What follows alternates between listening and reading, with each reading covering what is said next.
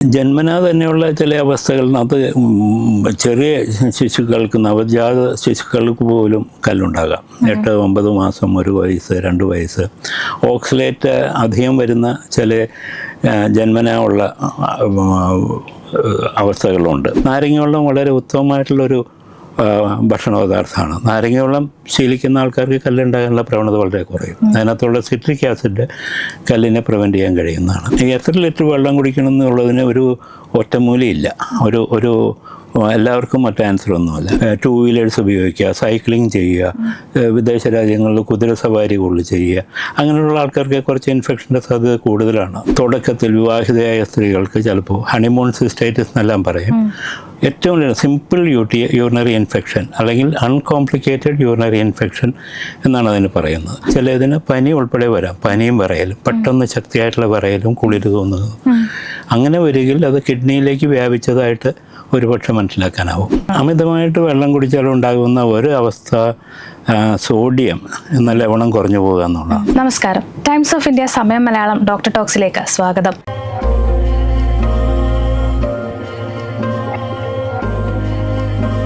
ഇന്ന് പലർക്കും മടിയുള്ള അല്ലെങ്കിൽ ഇഷ്ടമല്ലാത്ത ഒരു കാര്യമാണ് പബ്ലിക് ടോയ്ലറ്റ് യൂസ് ചെയ്യുക എന്നുള്ളത്. അപ്പോൾ അതിൻ്റെ ഭാഗമായി നമ്മൾ പലരും മൂത്രം പിടിച്ചു വെക്കുന്നത് കാണാം. ഇത് പലതരം ഇൻഫെക്ഷനുകൾ ഉണ്ടാക്കും. ഇന്നത്തെ ഡോക്ടർ ടോക്സിൽ നമ്മൾ സംസാരിക്കുന്നത് യൂറിനറി ഇൻഫെക്ഷനെ കുറിച്ചും കിഡ്നിയുടെ ആരോഗ്യത്തെക്കുറിച്ചുമാണ്. നമ്മളോടൊപ്പം ഉള്ളത് കൊച്ചി അമൃത ഹോസ്പിറ്റലിലെ സീനിയർ ഡോക്ടർ സഞ്ജീവൻ സാറാണ്. നമസ്കാരം ഡോക്ടർ. നമസ്കാരം ഡോക്ടർ. ഞാൻ തുടക്കത്തിലേ പറഞ്ഞതുപോലെ കുട്ടികൾക്കാണെങ്കിലും പ്രായമായവർക്കാണെങ്കിലും ഇഷ്ടമല്ലാത്തൊരു കാര്യമാണ് പബ്ലിക് ടോയ്ലറ്റ് യൂസ് ചെയ്യുക എന്നുള്ളത്. അപ്പോൾ നമ്മൾ ചെയ്യുന്ന കാര്യം ഒന്നെങ്കിൽ വെള്ളം കുടിക്കില്ല, അല്ലെങ്കിൽ മൂത്രം ഇങ്ങനെ പിടിച്ചു വെക്കും, വീട്ടിൽ വന്നിട്ട് വാഷ്റൂം യൂസ് ചെയ്യാമെന്ന് പറഞ്ഞിട്ട്. അപ്പോൾ ഇതുണ്ടാക്കുന്ന രോഗങ്ങൾ എന്തൊക്കെയാണ്? എന്തൊക്കെ ബുദ്ധിമുട്ടുകൾ ഉണ്ടാകും? ഇൻഫെക്ഷൻ വരാൻ കാരണമാകുമോ? വെള്ളം കൂടി കുറയ്ക്കുക എന്നുള്ളത് കൂടുതലും ബുദ്ധിമുട്ടുണ്ടാക്കുന്നത് കല്ലുണ്ടാകാൻ പ്രവണതയുള്ള ആൾക്കാർക്കാണ്. അങ്ങനെ അല്ലാത്തവർക്ക് കൂടുതൽ വെള്ളം കുടിച്ചാൽ കൂടുതൽ മെച്ചമാണെന്ന് തെളിയിക്കാവുന്ന അവസ്ഥകളൊന്നും ശാസ്ത്രീയമായിട്ടില്ല എന്ന് തന്നെ പറയാം. ഇൻഫെക്ഷൻ്റെ കാര്യത്തിൽ പാടെ വെള്ളം കുറഞ്ഞാൽ ഒരു പക്ഷേ കൂടുതൽ ബുദ്ധിമുട്ടുണ്ടാക്കാം. മൂത്രത്തിൻ്റെ സാന്ദ്രത കൂടിക്കഴിഞ്ഞാൽ ഒരുപക്ഷെ രോഗാണുക്കളുടെ സാന്ദ്രതയും കൂടിയിട്ട് ഇൻഫെക്ഷൻ ഉണ്ടാക്കാം. മാത്രമല്ല സമയബന്ധിതമായിട്ട് മൂത്രമൊഴിക്കാൻ മുട്ടുമ്പോൾ മൂത്രം ഒഴിക്കുന്നില്ല എന്നുണ്ടെന്നുണ്ടെങ്കിൽ അതും കൂടുതൽ ഇൻഫെക്ഷൻ്റെ ചാൻസ് വർദ്ധിപ്പിക്കുന്നതാണ്. ഈ വെള്ളം കുടിക്കുന്ന കാര്യം പറഞ്ഞല്ലോ. അപ്പോൾ ഇങ്ങനെ ലേറ്റസ്റ്റ് ആയിട്ട് ഇങ്ങനെ ആൾക്കാർ പറയുന്നുണ്ട് അമിതമായിട്ട് വെള്ളം കുടിക്കുന്നതും ബുദ്ധിമുട്ടുണ്ടാക്കുമെന്ന്. അങ്ങനത്തെ എന്തെങ്കിലും വാസ്തവമുണ്ടോ? അമിതമായിട്ട് നമ്മൾ വെള്ളം കുടിച്ചാൽ നമുക്ക് എന്തെങ്കിലും പ്രശ്നം? അമിതമായിട്ട് വെള്ളം കുടിച്ചാൽ ഉണ്ടാകുന്ന ഒരു അവസ്ഥ സോഡിയം എന്ന ലവണം കുറഞ്ഞു പോകുക എന്നുള്ളതാണ്. ഹൈപ്പോനൈട്രീമിയ എന്ന അവസ്ഥ വന്ന് പ്രായമുള്ള ആൾക്കാർ പ്രത്യേകിച്ച് ഹോസ്പിറ്റലൈസ് ചെയ്യേണ്ടി വരെ ഉണ്ടാകാറുണ്ട്. ഒരുപക്ഷെ ICUവിലേക്ക് വരെ അവരെ പ്രവേശിപ്പിക്കാൻ ഇടവരാറുണ്ട്. അപ്പോൾ വെള്ളം കുടിക്കുന്നത് എത്രമാത്രം വെള്ളം കുടിക്കണം, അത് എത്രമാത്രം വേർക്കുന്നു എന്നുള്ളതും കൂടി നോക്കിയിട്ടാണ്. അപ്പോൾ കൂടുതൽ വേർക്കുന്ന സാഹചര്യത്തിൽ കൂടുതൽ വെള്ളം കുടിക്കാൻ തന്നെ വേണം. വെറും വെള്ളമല്ല, കൂടുതൽ എന്തെങ്കിലും ലവണങ്ങളുള്ളത്, ഉദാഹരണമായിട്ട് നാരങ്ങ വെള്ളം ഉപ്പിട്ടത്, സംഭാരം, അതേപോലെ പാടെ പച്ചവെള്ളം മാത്രം കുടിച്ചുകൊണ്ടിരുന്നാൽ ഒരുപക്ഷെ ഒരു മാരത്തോൺ റണ്ണേഴ്സിനൊക്കെ പണ്ട് സംഭവിച്ചിട്ടുണ്ട്. സോഡിയം കുഴഞ്ഞു വീണ് മരണം വരെ സംഭവിച്ച സംഭവങ്ങളുണ്ട്, അവസ്ഥകളുണ്ട്. വെള്ളം അമിതമായിട്ട് കുടിക്കുക, എത്രയാണ് മിതം എന്നുള്ളത് ദാഹമാണ് ഏറ്റവും കൂടുതൽ നന്നായിട്ട് നിർണ്ണയിക്കുന്ന കാര്യം. ഒരുപക്ഷെ ദാഹത്തിനനുസരിച്ചിട്ട് വെള്ളം കുടിക്കാൻ പറ്റാത്ത പ്രായം കൂടിയ ആൾക്കാർ, പ്രജ്ഞ കുറഞ്ഞ ആൾക്കാർ, കൊച്ചു കുട്ടികൾ, അവർക്കൊക്കെ വെള്ളം ഒരുപക്ഷെ ഓർമ്മിപ്പിച്ച് കുടിപ്പിക്കേണ്ടി വരാം. എങ്കിലും ദാഹം എന്നുള്ളത് ശരീരത്തിലെ അത്ര നല്ല ഒരു മീറ്ററാണ്. ദാഹം വരുമ്പോൾ വെള്ളം കുടിക്കണം, പരവശപ്പെട്ടിരിക്കേണ്ട. അതാണ് യഥാർത്ഥത്തിൽ എത്ര വെള്ളം വേണമെന്നുള്ളതിൻ്റെ ലളിതമായ മറുപടി. പക്ഷേ കല്ലുണ്ടാകുന്ന ആൾക്കാർക്ക് അതിനേക്കാളും 2-3 ഗ്ലാസ് എക്സ്ട്രാ വെള്ളം കുടിക്കുന്നത് തന്നെയാണ് നല്ലത്. 2 ലിറ്റർ കൂടുതൽ മൂത്രം ഉണ്ടാകണം എന്നുള്ളതാണ് കല്ലുണ്ടാകുന്ന ആൾക്കാർക്ക് ചെയ്യാവുന്ന ഒരു കാര്യം. ഈ കാലാവസ്ഥ ഇങ്ങനെ മാറി വരികയാണല്ലോ. അപ്പോൾ വെള്ളം കുടിക്കുന്ന കാര്യം പറഞ്ഞു. അപ്പോൾ പലർക്കും ഉണ്ടാകുന്ന ഒരു രോഗമാണ് യൂറിനറി ഇൻഫെക്ഷൻ. എന്താണ് യൂറിനറി ഇൻഫെക്ഷൻ എന്ന് പറയുമോ? എന്തുകൊണ്ടാണ് ഇത് സംഭവിക്കുന്നത്? നമ്മുടെ ശരീരത്തിൽ എല്ലാ ഭാഗത്തും ഒരുപാട് അണുക്കളുണ്ട്. ഉദാഹരണമായിട്ട് മലാശയത്തിലെല്ലാനും അത്രയേറെ അണുക്കളുണ്ട്. അത് സ്ഥാനം മാറി മൂത്രാശയത്തിൽ കൂടുതലായിട്ട് വന്നാൽ ഉണ്ടാകാവുന്നതാണ് ഏറ്റവും കൂടുതലായിട്ട് കാണുന്ന യൂറിനറി ഇൻഫെക്ഷൻ. അത് അണുക്കൾ കൂടുതലും ഒരു 90% തന്നെയും ഈ കൊലൈ എന്നൊരു ബാക്ടീരിയയാണ്. മറ്റു ബാക്ടീരിയകൾ ക്ലബ്സിയല്ല, സ്യൂഡോമോണാസ്, പ്രോട്ടിയസ് അങ്ങനെയുള്ള അണുക്കളും ഇൻഫെക്ഷൻ ഉണ്ടാക്കാറുണ്ട്. അത് താരതമ്യേന കുറവാണ്. അത് വെള്ളത്തിൻ്റെ ഒരു കുറവ് വന്നു കഴിഞ്ഞാൽ ഒരു പക്ഷേ അത് കൂടുതൽ ഡെൻസിറ്റി, കൂടുതൽ സാന്ദ്രത വരാം. ഒരു പക്ഷേ അത് ലക്ഷണമൊത്ത ഇൻഫെക്ഷനായിട്ട് മാറാൻ സാധ്യത കൂടുതലാണ്. എന്തൊക്കെ രോഗലക്ഷണങ്ങളായിരിക്കും അന്നേരം നമ്മുടെ ശരീരം കാണിക്കുന്നത് യൂറിനറി ഇൻഫെക്ഷൻ വരുമ്പോൾ? യൂറിനറി ഇൻഫെക്ഷൻ പ്രധാനമായിട്ട് നമുക്ക് രണ്ട് തരത്തിൽ പറയാം. മൂത്ര സംബന്ധമായിട്ടുള്ള ലക്ഷണങ്ങൾ, മൂത്രച്ചൊടിച്ചിൽ, മൂത്രം കൂടെ ഒഴിക്കുക, പിടിച്ച് നിൽക്കാൻ പ്രയാസമായിട്ട് വരിക, ഓരോ പ്രാവശ്യം മൂത്രം ഒഴിക്കുമ്പോഴും അതിശക്തിയായിട്ടുള്ള വേദന ഉണ്ടാകുക, നീറ്റൽ അനുഭവപ്പെടുക, ടോയ്ലറ്റിൽ നിന്ന് എഴുന്നേറ്റ് പോരാൻ തോന്നില്ല, ഒഴിക്കും തിരിച്ചു വരും, പിന്നെയും പോകും ഒഴിക്കാനായിട്ട്, അതേപോലെയുള്ള മൂത്രസഞ്ചിയുമായിട്ട് ബന്ധപ്പെട്ടുള്ള ലക്ഷണങ്ങൾ. അതുകൂടാണ്ട് ചിലതിന് പനി ഉൾപ്പെടെ വരാം, പനിയും വിറയലും, പെട്ടെന്ന് ശക്തിയായിട്ടുള്ള വിറയലും കുളിര് തോന്നുന്നു. അങ്ങനെ വരികിൽ അത് കിഡ്നിയിലേക്ക് വ്യാപിച്ചതായിട്ട് ഒരുപക്ഷെ മനസ്സിലാക്കാനാവും. ഡോക്ടർ, അപ്പോൾ ഈ പലരും പറയാറുണ്ട് അടിവയറിന് വേദന വരുന്നുണ്ടെന്ന്. അതൊരു ലക്ഷണമായിട്ട് നമുക്ക് കണക്കാക്കാൻ പറ്റുമോ? തീർച്ചയായിട്ടും അടിവയറിൽ വേദന അതിനോടനുബന്ധിച്ച് വരാവുന്നതാണ്. മൂത്രസഞ്ചിക്ക് വികസിക്കാൻ സാധിക്കില്ല. പോയി കുറച്ച് മൂത്രമാകുമ്പോഴേക്കും പോയി ഒഴിക്കണം എന്നുള്ള അവസ്ഥ വരും.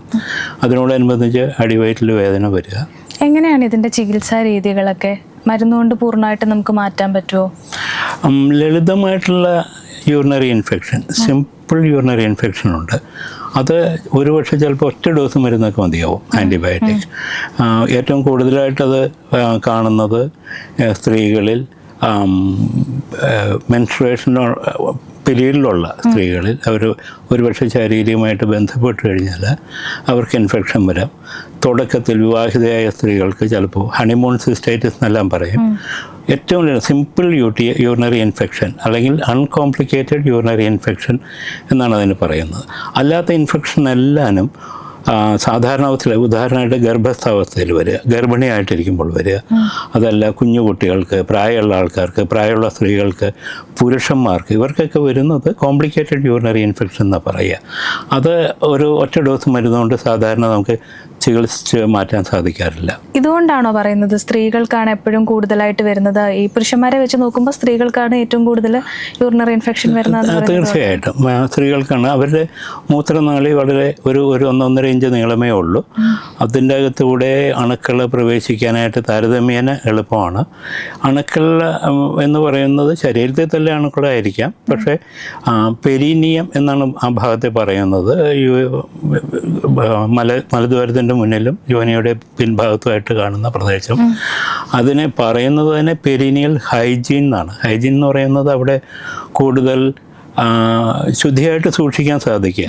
ശുദ്ധി എന്നൊന്നുകൊണ്ട് അവർ അടിവസ്ത്രം ധരിക്കുമ്പോൾ അവർ കൂടുതൽ ഇഴകളുള്ളതും നൈലോൺ സിൽക്ക് പോലുള്ളതും കാറ്റ് കടക്കാതിരിക്കുന്നതുമായിട്ടുള്ള വസ്ത്രധാരണം, പിന്നെ വേർത്ത് കഴിഞ്ഞാൽ ആ വേർപ്പ് അവിടെ തന്നെ കെട്ടിക്കിടക്കുക എന്നുള്ള അവസ്ഥ, ഇതെല്ലാനും ഇൻഫെക്ഷന് കൂടുതൽ സാധ്യത ഉണ്ടാക്കുന്നതാണ്. അതിൽ നിന്നും എന്തെങ്കിലും തരത്തിലുള്ള ശരീരത്തിൻ്റെ ചലനം കൊണ്ട് അണുക്കൾ കുറേശ്ശെ അണുക്കൾക്ക് ഇഴഞ്ഞു പോകുക എന്ന് പറയുന്നത് സാധ്യം അല്ല. അത് വളരെ ഒരു മിനിറ്റിൽ ചിലപ്പോൾ 1 മില്ലിമീറ്ററൊക്കെ ആയിരിക്കാം അതിൻ്റെ ചില ചലനങ്ങളൊക്കെ കൊണ്ട് സംഭവിക്കുന്നത്.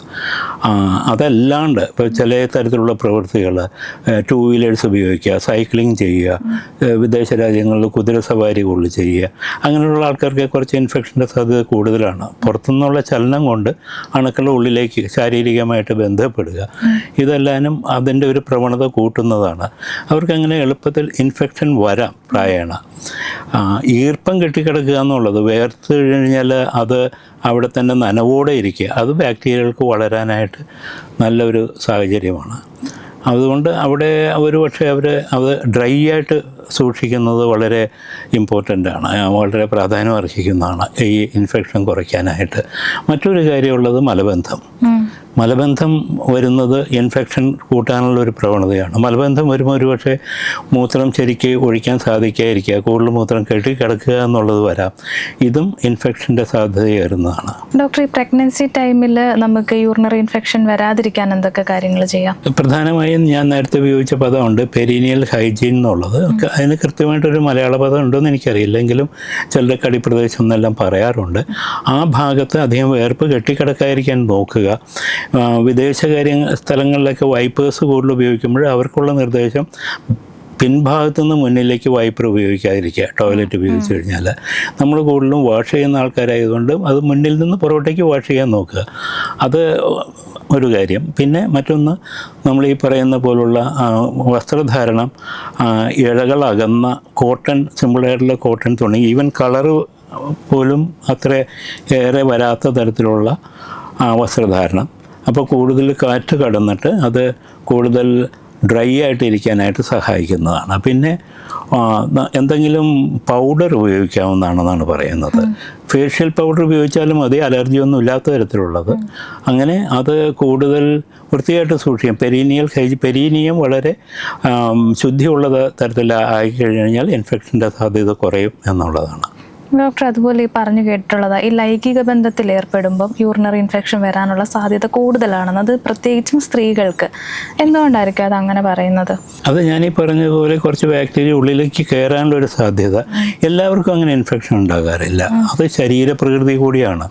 ശരീരത്തിൽ ഈ ബാക്ടീരിയകൾക്കുള്ള ചില ഫിംബ്രിയ, ഫ്ലാജല്ല എന്നുള്ള ചില ഇതുണ്ട്. ഫിംബ്രിയ പൈലി, അത് വളരെ അതിസൂക്ഷ്മമായിട്ടുള്ള നേർത്ത നാരുകൾ പോലെയാണ്, മുടിനാര് പോലെ. അതിന് ആ ശരീരത്തിലുള്ള ആന്തരിക ആവരണത്തിൽ അതിനെ പറ്റി പിടിച്ചിരിക്കാൻ കഴിയും. അങ്ങനെ പറ്റി പിടിച്ചിരിക്കാനുള്ള സാധ്യത ചില വ്യക്തികളുടെ ശരീരപ്രകൃതിയാണ്. അവർക്ക് അണുക്കളകത്തേക്ക് കയറി കഴിഞ്ഞാൽ ഒഴിക്കുമ്പോൾ തന്നെ വാഷ് ഔട്ട് ചെയ്ത് പോകണമെന്ന്, മൂത്രം ഒഴിക്കുമ്പോൾ വാഷ് ഔട്ട് ചെയ്ത് പോകണമെന്നില്ല. അങ്ങനെ ഒഴുകി പുറത്തേക്ക് പോകാതെ വരുമ്പോൾ ബാക്ടീരിയയ്ക്ക് അവിടെ നിൽക്കാൻ കഴിയും. ബാക്ടീരിയ തങ്ങുന്നതിലല്ല ഇൻഫെക്ഷൻ വരുന്നത്.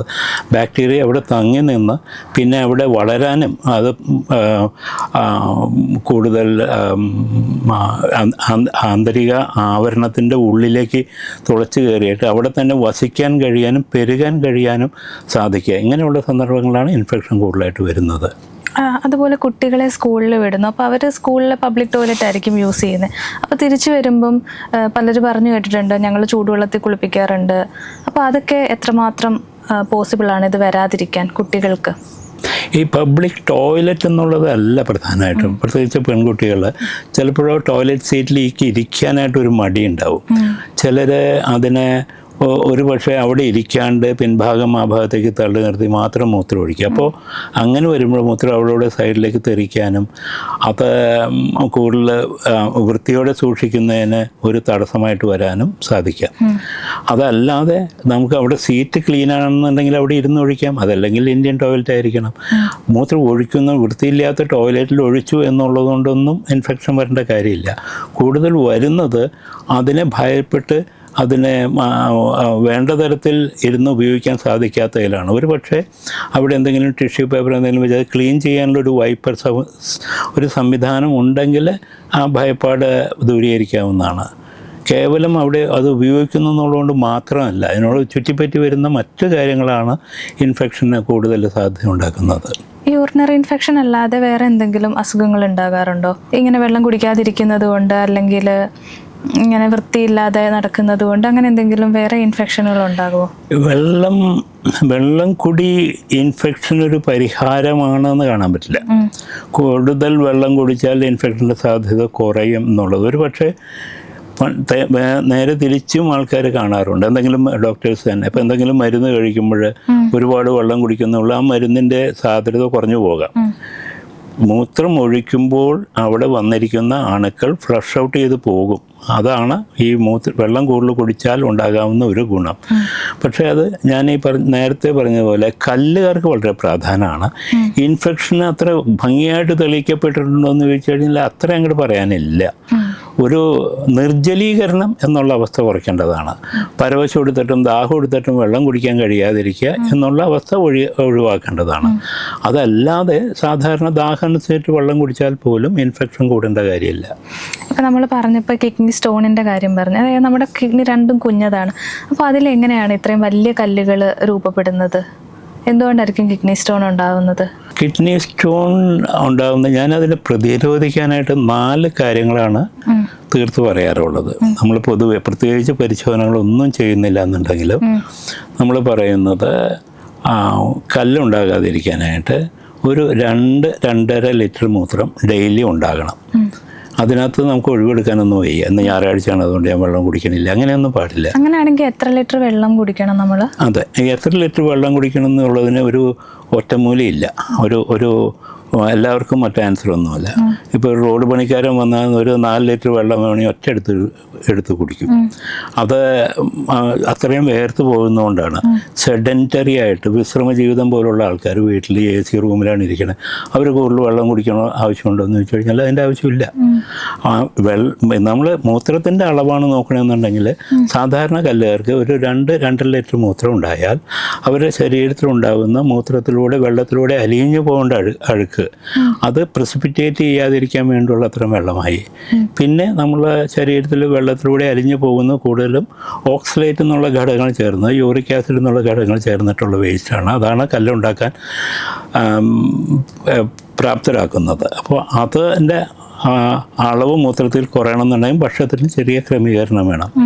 ഭക്ഷണത്തിൽ ക്രമീകരണം എന്ന് പറയുന്നത് പൊതുവേ ബീഫ്, മട്ടൻ, കക്കയിറച്ചി, കല്ലുമ്മക്കായ്, ചെമ്മീൻ, ഞണ്ട് അതേപോലുള്ള സാധനങ്ങളിൽ ഓക്സലേറ്റ് കൂടുതലാണ്. ഇലക്കറികളിൽ ചീര വളരെയധികം ഓക്സലേറ്റ് ഉള്ളൊരു കാര്യമാണ്, സാധനമാണ്. അതേപോലെ ഇലക്കറികൾ, കപ്പലണ്ടി, മത്തി യൂറിക് ആസിഡിൻ്റെ ഒരു കേന്ദ്രമാണ്. അത് ആരോഗ്യപൂർണ്ണമായിട്ട് നോക്കുകയാണെന്നുണ്ടെങ്കിൽ ഒമേഗ ഫാറ്റി ആസിഡ് എല്ലാം വെച്ച് അത് വളരെ നല്ല ഭക്ഷണം തന്നെയാണ്. പക്ഷേ യൂറിക് ആസിഡ് കൂടുതൽ ഉണ്ടാകുക എന്നുള്ളത്, ഇപ്പോൾ യൂറിക് ആസിഡ് കൂടുതൽ ശരീരത്തിൽ വരാതിരിക്കാനായിട്ട് ഭക്ഷണത്തിൻ്റെ ക്രമീകരണം കൂടാണ്ട് മൂത്രത്തിൻ്റെ pH, അമ്ലത്വം, ക്ഷാരത്വം അത് കൂടുതൽ ആസിഡ് ആയി കഴിഞ്ഞാലാണ് പ്രസിപ്പിറ്റേറ്റ് ചെയ്യുക. അതിനെ ആൽക്കലി ആക്കുക, ക്ഷാരം സ്വഭാവമാക്കുക. നാരങ്ങ വെള്ളം വളരെ ഉത്തമമായിട്ടുള്ളൊരു ഭക്ഷണ പദാർത്ഥമാണ്. നാരങ്ങ വെള്ളം ശീലിക്കുന്ന ആൾക്കാർക്ക് കല്ലുണ്ടാകാനുള്ള പ്രവണത വളരെ കുറയും. അതിനകത്തുള്ള സിട്രിക് ആസിഡ് കല്ലിനെ പ്രിവെൻറ്റ് ചെയ്യാൻ കഴിയുന്നതാണ്. കട്ടൻ ചായ ഓക്സലേറ്റിൻ്റെ ഒരു അധികം ഓക്സലേറ്റ് ഉള്ളൊരു പദാർത്ഥമാണ്. വെറും വയറ്റിൽ കട്ടൻ ചായ കുടിച്ചാൽ ഓക്സലേറ്റ് കൂടുതൽ മൂത്രത്തിലേക്ക് എത്തും, കല്ലുണ്ടാകാൻ സാധ്യത കൂട്ടും. സാധ്യത കൂട്ടും. അതേ സമയത്ത് കാൽസ്യം, പാലിൻ്റെ ഉൽപ്പന്നങ്ങളെല്ലാനും കല്ലുകാർക്ക് കല്ലുണ്ടാകാതിരിക്കാൻ നല്ലതാണ്. ചില അവസ്ഥകളുണ്ട്, പാരത്തൈറോയ്ഡ് ഗ്രന്ഥിയുടെ അമിത പ്രവർത്തനം, അപ്പോൾ ശരീരത്തിൽ കാൽസ്യം കൂടുതൽ മൂത്രത്തിലൂടെ വരാം. അവർക്ക് അധികം കാൽസ്യം പാടില്ല. ബാക്കിയുള്ള ആൾക്കാർക്ക്, ബഹുഭൂരിപക്ഷം ആൾക്കാർക്കും പാലിൻ്റെ ഉൽപ്പന്നങ്ങളോ കാൽസ്യം ഗുളികകളോ ഒക്കെ കഴിക്കുന്ന കല്ല് കുറയാനായിട്ടാണ് സഹായിക്കുക. സാധാരണ കാൽസ്യം സ്റ്റോൺ എന്ന് പറഞ്ഞാലും കുറ്റവാളി ഓക്സലേറ്റ് ആണെന്ന് ഞാൻ പറയൂ. ഓക്സലേറ്റുള്ള ഭക്ഷണം കുറയ്ക്കുക എന്നുള്ളതാണ്. അപ്പോൾ അതിനകത്ത് ഓക്സലേറ്റ് ഈ പറഞ്ഞ പോലെ തന്നെ ചോക്ലേറ്റും ഒക്കെ ഓക്സലേറ്റ് അധികം വരുന്നൊരു സാധനമാണ്. ഡോക്ടർ, അപ്പോൾ എത്ര ഏജ് കാറ്റഗറിയിലുള്ള ആൾക്കാർക്കായിരിക്കും ഈ കിഡ്നി സ്റ്റോൺ വരാൻ സാധ്യത കൂടുതൽ? ചില ജന്മനാ തന്നെയുള്ള ചില അവസ്ഥകളിനകത്ത് ചെറിയ ശിശുക്കൾക്ക്, നവജാത ശിശുക്കൾക്ക് പോലും കല്ലുണ്ടാകാം. 8-9 മാസം, 1 വയസ്സ്, 2 വയസ്സ്. ഓക്സലേറ്റ് അധികം വരുന്ന ചില ജന്മനാ ഉള്ള അവസ്ഥകളുണ്ട്. അങ്ങനെ ഓക്സലൂറിയ എന്നാണ് പറയുന്നത്. കൂടുതൽ ഹൈപ്പർ ഓക്സലൂറിയ, ഓക്സലേറ്റ് കൂടുതൽ മൂത്രത്തിലൂടെ വരിക. അവരുടെ കിഡ്നിയൊക്കെ പെട്ടെന്ന് കാൽസ്യം വന്ന് അടിഞ്ഞുകൂടി സ്റ്റോൺ വന്ന് കാൽസ്യം കൂടി വരുമ്പോൾ സ്റ്റോണായിട്ട് അവരുടെ കിഡ്നിയിൽ ചെറുപ്രായത്തിൽ തന്നെ കല്ലുണ്ടാകാം. കിഡ്നി നാശമായിട്ട് കിഡ്നിയുടെ പ്രവർത്തനം ട്രാൻസ്പ്ലാന്റേഷൻ വരെ വേണ്ടി വരാം. അങ്ങനെ ഓക്സലേറ്റിൻ്റെ അതിനകത്ത് വളരെ സങ്കീർണതയുണ്ട്. ഒരുപക്ഷെ ലിവറായിരിക്കാം, ലിവർ കൂടെ ട്രാൻസ്പ്ലാന്റ് ചെയ്യേണ്ടി വരാം ഈ ഓക്സലൂറിയ എന്നുള്ളത് കുറയാനായിട്ട്. ഡോക്ടർ, അപ്പോൾ എന്തൊക്കെ രോഗലക്ഷണങ്ങളായിരിക്കും കാണിക്കുന്നത്? അതായത് ആദ്യം ചെറിയൊരു കുഞ്ഞ് സ്റ്റോൺ ആയിട്ടായിരിക്കുമല്ലോ വരുന്നത്. ചിലർ പറയും ഞാൻ അറിഞ്ഞിട്ടില്ല, ഇത്രയും വലുതായത് ഞാൻ അറിഞ്ഞില്ല എന്ന്. അപ്പം രോഗലക്ഷണങ്ങൾ കാണിക്കാറുണ്ട്. കല്ല് വേദന ഉണ്ടാക്കുന്നത് കിഡ്നിയിൽ നിന്ന് മൂത്രം കടന്നു പോകുന്ന ചെറു ട്യൂബാണ് യൂറിറ്റർ. ഏതാണ്ട് ഒരു സാധാരണ ഒരു പ്രായപൂർത്തിയായ വ്യക്തിയിൽ ഒരു 1/4 മീറ്ററോളം നീളം വരും ഈ യൂറിറ്റർ എന്നുള്ള ട്യൂബിന്. ആ ചെറിയ ട്യൂബിലൂടെ ഒരു ചെറിയ കല്ല് കടന്നാൽ, ഏതാനും മില്ലിമീറ്റർ വലിപ്പമുള്ള ഒരു കല്ല് കടന്നാൽ അതിശക്തിയായിട്ടുള്ള വേദന വരാം. കാരണം മൂത്രം കടന്നു പോകാണ്ട് കിഡ്നിയിൽ വന്ന് തിങ്ങി കിഡ്നിയുടെ ആവരണങ്ങൾക്ക് അതിൻ്റെ പ്രഷർ അനുഭവിക്കേണ്ടി വരുമ്പോഴാണ് നമുക്ക് അതിശക്തിയായിട്ടുള്ള വേദന വരുന്നത്. കിഡ്നിയിൽ ഒരു ചെറിയ കല്ല് ഇരിക്കുന്നതുകൊണ്ട് ഒരു വേദന ഉണ്ടാകാറില്ല. ആ കല്ല് വളരെ വലുതായി കഴിഞ്ഞാലായിരിക്കും നാം അറിയുന്നത് പോലും. ഡോക്ടർ, അപ്പോൾ നമ്മൾ മൂത്രം ഒഴിക്കുമ്പോൾ അതിലൂടെ പുറത്തു പോകുമെന്ന് പറഞ്ഞു കേട്ടിട്ടുണ്ട്, അത് ഉള്ളതാണ്? കല്ല് കടന്നു വരും. ഇപ്പോൾ 1 സെൻറ്റിമീറ്റർ വലിപ്പമുള്ള കല്ല് 50% കടന്നു പോകും. നമുക്ക് സേഫായിട്ട് വെയിറ്റ് ചെയ്യാം. 1 സെൻറ്റിമീറ്റർ വരെയുള്ള കല്ല് കടന്നു പോകാനുള്ള ചാൻസ്, അത് 1 സെൻറ്റിമീറ്റർ ആണെങ്കിൽ ഏതാണ്ട് 3-4% സാധ്യതയുള്ളൂ. പക്ഷെ 4 മില്ലിമീറ്ററൊക്കെ ആണെങ്കിൽ ഒരു 60% കല്ല് കടന്നു പോകും. അങ്ങനെ കല്ലിൻ്റെ വലിപ്പമുണ്ട്. പിന്നെ ഇതിക്ക് മുമ്പ് എത്ര പ്രാവശ്യം കല്ല് കടന്നു പോയിട്ടുണ്ട്, ജന്മന മറ്റെന്തെങ്കിലും വൈകല്യങ്ങളുണ്ടോ, തടസ്സങ്ങളുണ്ടോ, ഇതെല്ലാം ആശ്രയിച്ചാണ് കല്ല് കടന്നു പോകുന്ന സാധനം. നമ്മൾ ചെറിയ കല്ല് സാധാരണ പറയുന്ന ഒരു 85% കല്ലും കടന്നു പോകുന്നുള്ളതാണ്. അതിസൂക്ഷ്മമായിട്ട് കല്ല് കടന്നു പോകും നമ്മൾ അറിയാനേ ഇല്ല. ചില ആൾക്കാർ ചെറിയ ഗ്രാവൽ പോലുള്ള 2-3 മില്ലിമീറ്റർ ഉണ്ടാവുള്ളൂ, അത് ചാടിപ്പോകുന്നവർ പറയുന്നത് എനിക്ക് കല്ലങ്ങനെ കൂടെ കൂടെ പോകാറുണ്ട് എന്നുള്ളത്. അപ്പോൾ അങ്ങനെ ചെറിയ കല്ലുകളെല്ലാം നമ്മൾ വിലയിരുത്തിയാണെങ്കിൽ തുടർന്നുള്ള പരിശോധനകളിലൂടെ എല്ലാം മനസ്സിലാക്കിയിരിക്കുക 85% കല്ല് തന്നെ ഒന്നും ചെയ്യാണ്ട് തന്നെ, ചികിത്സ അല്ലാണ്ട് തന്നെ കടന്നു പോകുന്നുള്ളതാണ്. ഇതിൻ്റെ ചികിത്സാ രീതികൾ എങ്ങനെയാണ്? ചിലർ പറയും സർജറി ചെയ്തേ മാറ്റാൻ പറ്റൂ, എന്നാൽ ചിലർ പറയും 3 മാസം അല്ലെ 6 മാസം മരുന്ന് കഴിച്ചാൽ മാറ്റാൻ പറ്റുമെന്ന്. ആ ട്രീറ്റ്മെൻറ്റ് രീതികളൊന്നും? ഇതിൻ്റെ നമ്പർ 1 മരുന്ന് വെള്ളം തന്നെയാണ്, യാതൊരു സംശയമില്ല അതിനകത്ത്. ഞാൻ നേരത്തെ പറഞ്ഞ പോലെ കൂടുതൽ വെള്ളം വരുമ്പോഴേ അതിൻ്റെ സാന്ദ്രത കുറയ്ക്കാൻ സാധിക്കും, അതിലൂടെ കല്ലുണ്ടാകുന്ന പ്രവണത കുറയ്ക്കാൻ സാധിക്കും. ഇതിന് പിന്നെ കല്ലിൻ്റെ നമ്പർ 1 ചികിത്സ പ്രതിരോധിക്കുക എന്നുള്ളതാണ്. അത് വന്ന ഒരാൾക്ക് തീർച്ചയായിട്ടും പിന്നെ പ്രതിരോധിക്കാനുള്ളൊരു താല്പര്യം ഉണ്ടാകും. ഭക്ഷണത്തിൻ്റെ ക്രമീകരണം കൂടാണ്ട് ഉപ്പ് ഒരു വലിയ ഉത്തരവാദിയാണ് കല്ല് ഉണ്ടാകുന്നതിന്. അപ്പോൾ ഉപ്പ് അധികം വരുന്ന ഭക്ഷണം നമ്മൾ കുറയ്ക്കണം. ബേക്കറി ഐറ്റംസ് എന്ന് വേണമെങ്കിൽ പറയാം, ചിപ്സ്, സോൾട്ട്, അധികമുള്ള ഇപ്പോൾ ബിസ്ക്കറ്റോ പല സാധനങ്ങളുണ്ടല്ലോ ഉപ്പ് അധികം ഉള്ളത്. ഉപ്പ് ആണ് മനുഷ്യന് അറിയാവുന്ന ഏറ്റവും നല്ല പ്രിസർവേറ്റീവ്. അതുകൊണ്ട് എല്ലാ ബട്ടറാണെന്നുണ്ടെങ്കിലും ചീസാണെന്നുണ്ടെങ്കിലും എല്ലാത്തിനും അവർ ഉപ്പ് ചേർക്കാൻ ശ്രമിക്കും. ഉപ്പില്ലാത്ത സാധനത്തിന് ഷെൽഫ് ലൈഫ് കുറവായിരിക്കും, അതിന് വില കൂടുതലുമായിരിക്കും. എല്ലാ വിദേശ രാജ്യങ്ങളിലെല്ലാം low salt, no salt, butter, cheese ഇതെല്ലാം അവൈലബിളാണ്. അപ്പോൾ ഈ സോൾട്ട് കുറഞ്ഞ ഭക്ഷണ പദാർത്ഥം ചൂസ് ചെയ്യുക എന്നുള്ളത് ഇമ്പോർട്ടൻ്റ് ഉള്ളൊരു കാര്യം. പക്ഷേ വളരെയധികം വേർക്കുന്ന ഒരാളാണെങ്കിൽ പാടെ ഉപ്പ് കുറയ്ക്കാൻ പാടില്ല. ഒരു നേർത്ത തരത്തിലെങ്കിലും ഉപ്പ് എപ്പോഴും ശരീരത്തിൽ എത്തണം. സർജറിയുടെ കാര്യത്തിനകത്ത് കല്ല് അതിശക്തിയായിട്ടുള്ള വേദന ഉണ്ടാക്കുന്നു എന്നാണെങ്കിൽ നമുക്ക് അധികം പിടിച്ചു നിൽക്കാൻ പറ്റില്ല. കാരണം ഏറ്റവും ശക്തിയായിട്ടുള്ള വേദന അതിനകത്തൊന്നാണ് ഈ യൂറിറ്റിക് സ്റ്റോൺ കോളിക് എന്ന് പറയുന്നത്. ആ വേദന ഒരു പ്രാവശ്യം അനുഭവിച്ച ആൾക്കാർ പിന്നെ ജീവിതത്തിൽ ഒരിക്കലും അത് അനുഭവിക്കാൻ താല്പര്യപ്പെടില്ല.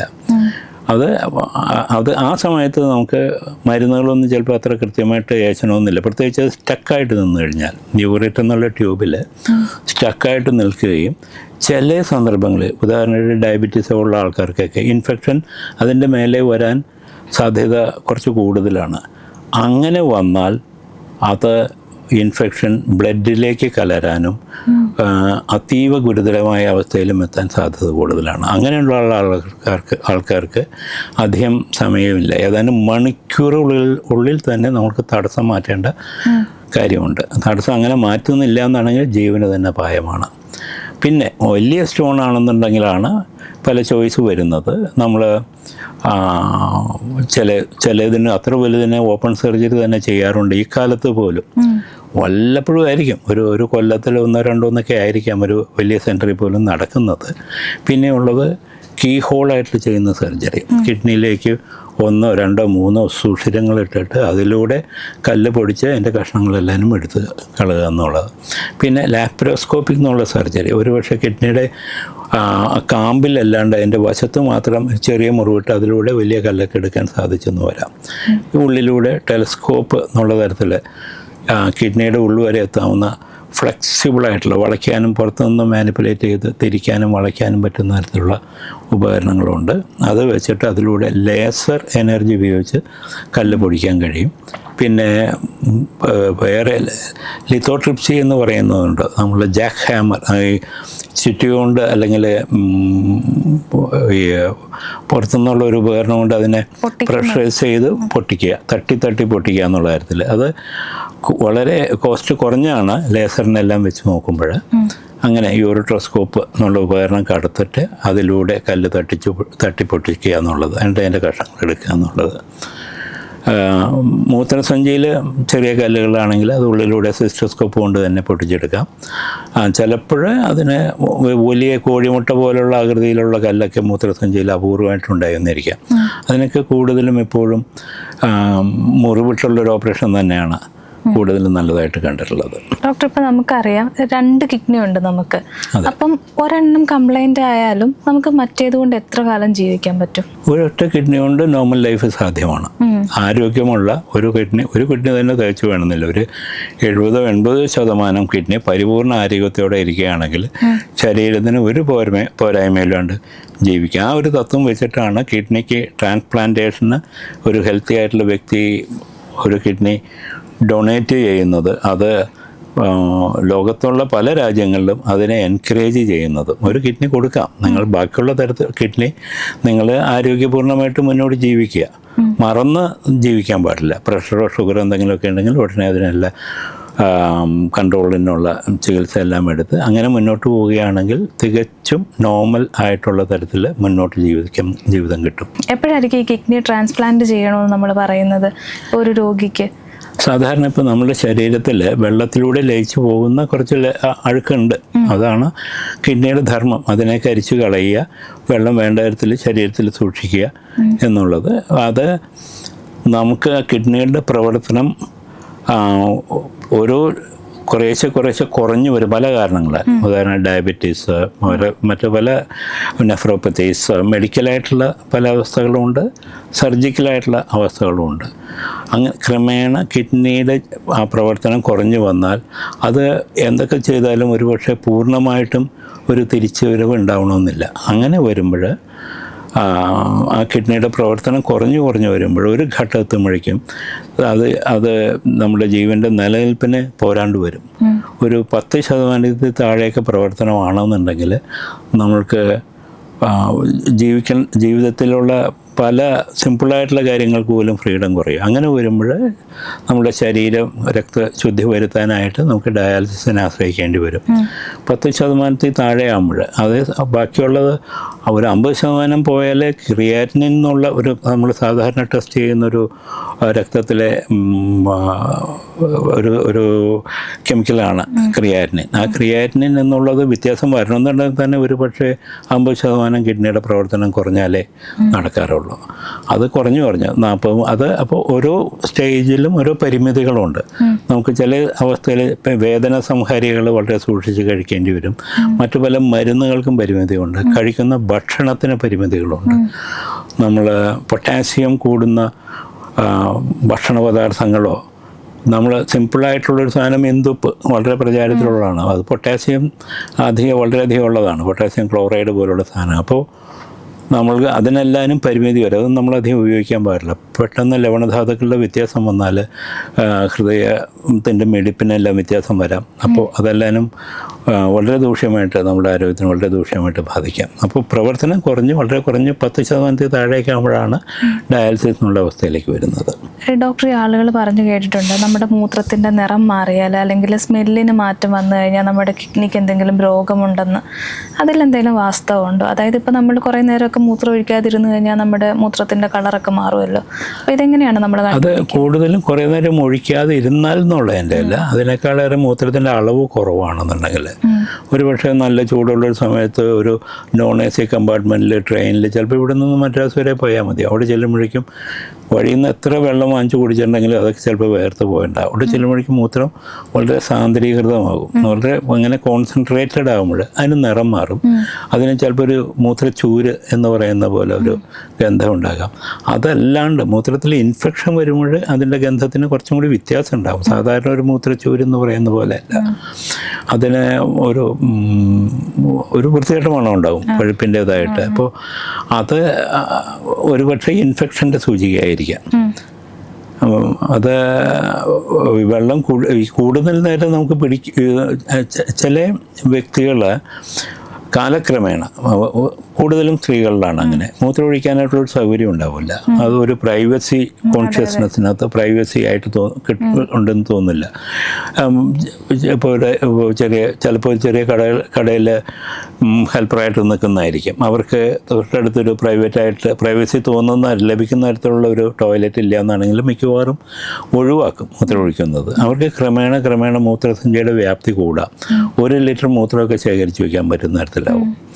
അങ്ങനെ ഒരു രീതിയിൽ വരുമ്പോൾ അതും ഇൻഫെക്ഷൻ ഒരു കാരണമാകാം. മൂത്രസഞ്ചി വല്ലാണ്ട് വീർക്കുമ്പോൾ അങ്ങോട്ടേക്ക് മൂത്രസഞ്ചിയുടെ ഭിത്തിയിലേക്കുള്ള രക്തോട്ടമൊക്കെ കുറയാം.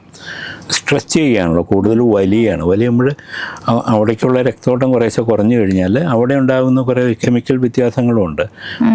രോഗാണുക്കൾ എങ്ങാനും കയറി കഴിഞ്ഞാൽ അതും കൂടുതൽ നേരം അവിടെ വസിക്കുകയാണ്. അപ്പോൾ ഇൻഫെക്ഷനുള്ള സാധ്യത കൂടുതലായിട്ട് വരും. അതുപോലെ കിഡ്നിക്ക് എന്തെങ്കിലും തകരാറ് സംഭവിച്ചാൽ നമ്മുടെ ബോഡി കാണിക്കുന്ന സൈൻസ് എന്തൊക്കെയാണ്? ചിലർ പറഞ്ഞിട്ടുണ്ട് കാലിന് നീരുണ്ടാവും, അതുപോലെ വായനാറ്റം, അങ്ങനത്തെ കാര്യങ്ങളൊക്കെ കേട്ടിട്ടുണ്ട്. അപ്പം എന്തൊക്കെയായിരിക്കും ലക്ഷണങ്ങൾ കാണിക്കുന്നത്, രോഗലക്ഷണങ്ങൾ? ശരീരത്തിൽ നീരായിട്ട് പ്രത്യക്ഷപ്പെടാം, മുഖത്തൊക്കെ ഒരു തുടിപ്പായിട്ട് ചിലർക്ക് കാണാറുണ്ട്, ബ്ലഡ് പ്രഷറിൽ അമിതമായിട്ട് വ്യത്യാസങ്ങൾ വരാം, ഈവൻ ചില ആൾക്കാർക്ക് സെറിബ്രൽ അപ്പോപ്ലക്സി എന്ന് പറയുമ്പോൾ ബ്രെയിനിലേക്ക് അകത്ത് ബ്ലീഡിങ് ഉണ്ടായിട്ട് അതുമായിട്ടുള്ള ലക്ഷണങ്ങളായിട്ട് വരാം. കാലിൽ നീര് വരിക എന്നുള്ളതും ഒരു സാധാരണ തന്നെയാണ്. ഇപ്പോൾ കാലിൽ നീര് കാണുമ്പോൾ ആൾക്കാർ ആദ്യം സംശയിക്കുന്നത് കിഡ്നിയുടെ തന്നെയാണ്. കിഡ്നി നോർമലാണെങ്കിൽ അവരിപ്പോൾ ലിവറിൻ്റെ കാര്യവും ഹാർട്ടിൻ്റെ കാര്യവും ഇതെല്ലാനും സാധ്യമാണ്. ഈവൻ അമിതമായിട്ട് വെള്ളം കുടിക്കും, തൈറോയിഡിൻ്റെ പ്രവർത്തനം, ഇതെല്ലാം നീരുണ്ടാക്കുന്ന കാര്യങ്ങളാണ്. തൈറോയിഡിൻ്റെ പ്രവർത്തനം കുറഞ്ഞു കഴിഞ്ഞാലും ശരീരത്തിന് വണ്ണം കൂടുതലായിട്ട് തോന്നാം. ചില ആൾക്കാർ അമിതമായിട്ട് വെള്ളം കുടിച്ചുകൊണ്ട് തന്നെ ഇരിക്കും. അത് ഒരു സൈക്കോജനിക് പോളിഡിപ്സിയ, അത് ഒരു മനോരോഗം പോലെ, എത്ര കുടിച്ചാലും പോരാ. പിന്നെ സോഷ്യൽ മീഡിയയിലെല്ലാനും വളരെ തെറ്റായിട്ടുള്ള ചില പ്രചരണങ്ങളുണ്ട്. വളരെ വെള്ളം കുടിച്ചു കഴിഞ്ഞാൽ ശരീരം നന്നായിട്ട് അങ്ങോട്ട് അകത്ത് കഴുകി വൃത്തിയാക്കുന്നുള്ള തരത്തിലൊക്കെ ഉള്ള വാർത്തകളൊക്കെ ഉണ്ട്. അതൊന്നും ശരിയായിട്ടുള്ള കാര്യങ്ങളല്ല എല്ലാവരും. ഡോക്ടർ, അതുപോലെ ഈ പഞ്ചസാരയുടെ ഉപയോഗം അങ്ങനെ അമിതമായി ഉപയോഗിച്ച് കഴിഞ്ഞാൽ ഉറപ്പായിട്ടും കിഡ്നി നശിക്കുമെന്ന് പറഞ്ഞ് കേട്ടിട്ടുണ്ട്. അതിലെന്തെങ്കിലും വാസ്തവമുണ്ടോ? പഞ്ചസാര ഇപ്പോൾ നമ്മൾ പെട്ടെന്ന് രക്തത്തിൽ ഷുഗർ അത് കൂടുന്ന സാധനങ്ങളാണ് പഞ്ചസാര പോലുള്ള.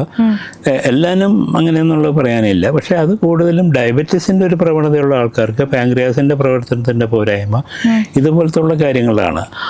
അങ്ങനെ ഷുഗർ കൺട്രോൾ ഇല്ലാതെ, ഷുഗറിൻ്റെ ഒരു ശാസ്ത്രം എന്ന് പറയുന്നത് ശരീരത്തിൽ എല്ലാ സ്ഥലത്തും രക്തോട്ടമുണ്ട്. അതിൻ്റെ രക്തക്കൊള്ളുള്ള കണക്ക് തന്നെ എടുത്തു കഴിഞ്ഞാൽ ഒരുപക്ഷെ 1,00,000 കിലോമീറ്ററൊക്കെ ഉണ്ടെന്ന് പറയുന്ന ഒരു വ്യക്തിയുടെ ശരീരത്തിൽ. അത് മുഴുവനും നമ്മളുടെ സ്ട്രീറ്റ് പോലെയാണ്. ഓരോ കോശത്തെ സംബന്ധിച്ചിടത്തോളം അതിൻ്റെ മുന്നിൽ ഒരു സ്ട്രീറ്റുണ്ട്. ആ സ്ട്രീറ്റിൽ ഇഷ്ടംപോലെ ഷുഗറുണ്ട്, പക്ഷേ അതിന് ഉപയോഗിക്കാൻ പറ്റുന്നില്ല. അതിന് വേണ്ടി വരുന്ന ചില സാമഗ്രികളുണ്ട്. അതിനൊക്കെയാണ് ഇൻസുലിൻ പോലുള്ള സാധനങ്ങൾ, ഗ്ലൂക്കോൺ ഒക്കെ. അപ്പോൾ അതൊക്കെ വേണ്ട തരത്തിൽ പ്രവർത്തിച്ചാൽ മാത്രമേ ഷുഗർ കൺട്രോളായിട്ട് നിൽക്കുകയുള്ളൂ. പിന്നെ ഇതിൻ്റെ ആരോഗ്യത്തിന് നമ്മൾ വ്യായാമം പോലുള്ള കാര്യങ്ങളൊക്കെ ഉണ്ട് റെഗുലറായിട്ട്.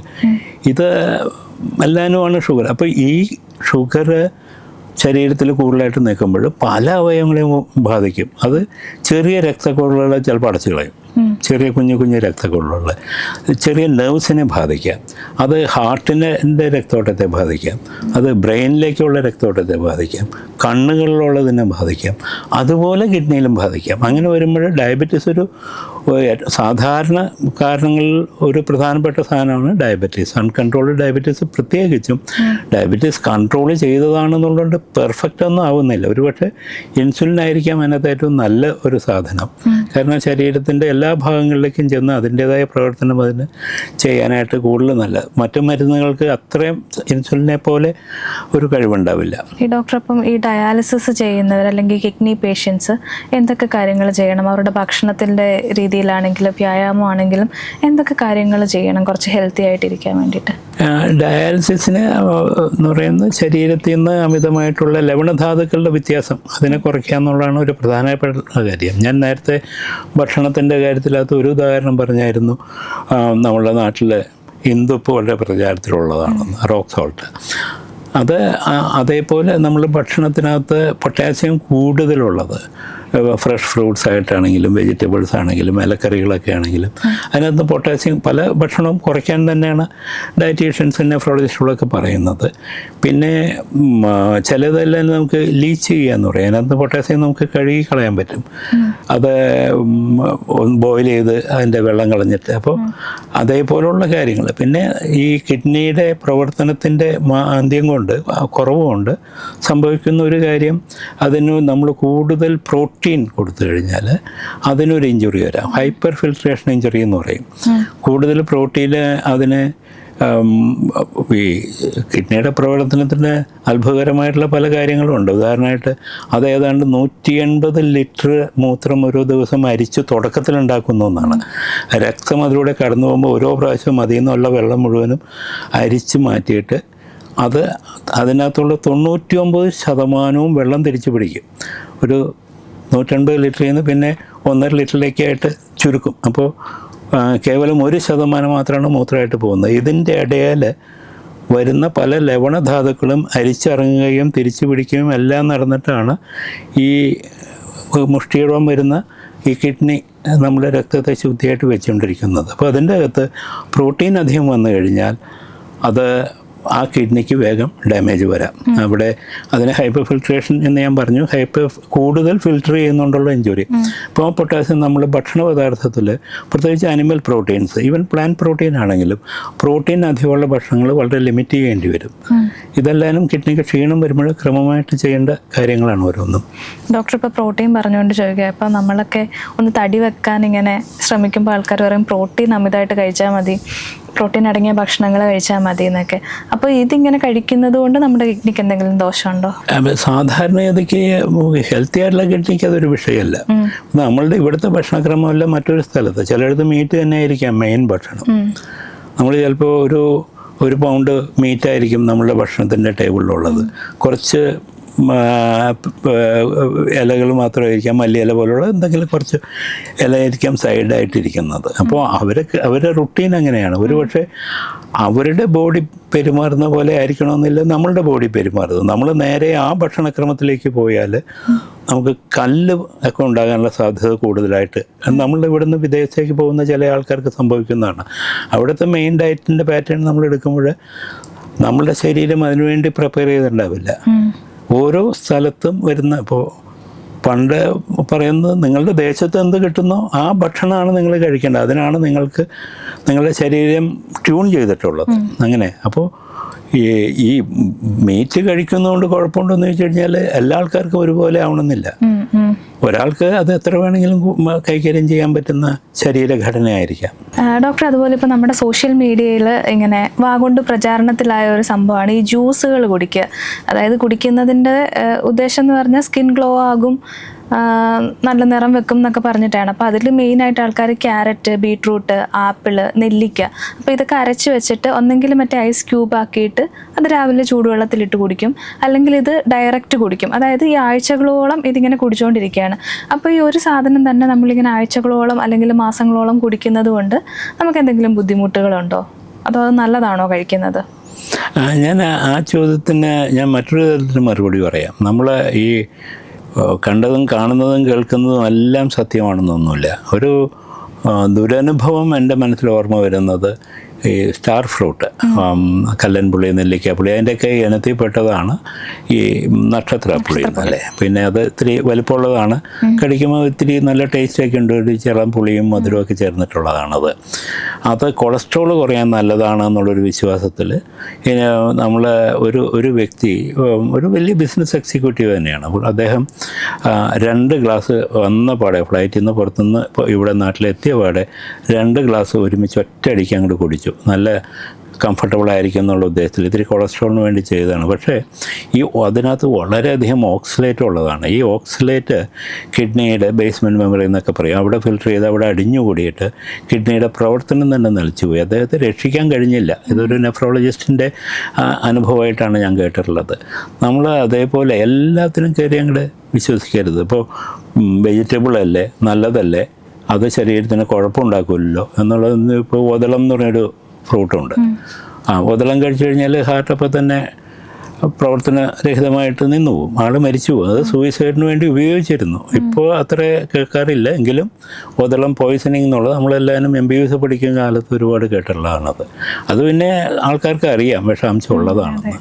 ഈ കോമ്പിനേഷൻസ് എല്ലാനും അതിന് ശാസ്ത്രീയമായിട്ട് പഠനത്തിൽ കിഡ്നിയുടെ പ്രവർത്തനത്തെ മോണിറ്റർ ചെയ്തുകൊണ്ട് എന്തെങ്കിലും വ്യത്യാസം വന്നിട്ടുണ്ടോ എന്നുള്ളതെല്ലാമുള്ള അനുഭവത്തിൻ്റെ എന്തെങ്കിലും റിപ്പോർട്ടുകളുണ്ടെങ്കിൽ അത് ഓക്കെ. ഒരു ചെറിയ അളവ് ഓക്കെ ആയിരിക്കാം. വൈറ്റമിൻ സിയുടെ കേന്ദ്രമാണ് ഈ വൈറ്റമിൻ എ, ഇതെല്ലാനും വളരെ കൂടുതലായിട്ട് ലഭിക്കുന്നതാണ്. ക്യാരറ്റ് ആണെങ്കിലും നെല്ലിക്ക ആണെങ്കിലും ഇതെല്ലാം ശരി, പക്ഷേ അമിതമായാൽ അമൃതും വിഷം എന്ന് പറയുന്ന പോലെ അമിതമായി കഴിഞ്ഞാൽ ഏത് സാധനവും നമുക്ക് വളരെ ബുദ്ധിമുട്ടുണ്ടാക്കാവുന്നതാണ്.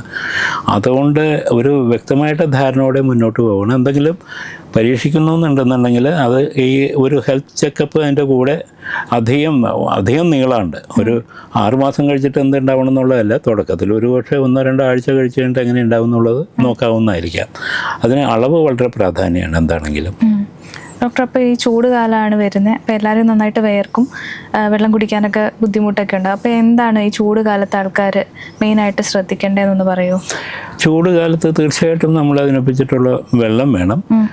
ഏറ്റവും സിമ്പിളായിട്ടുള്ള വെള്ളം പച്ചവെള്ളമാണ്. അത് മിനറൽ വാട്ടർ, ഈ ഒരു സോഫ്റ്റ് ഡ്രിങ്ക്സ് അത്ര ഒരു നല്ലതാണെന്ന് പറയാനാവില്ല.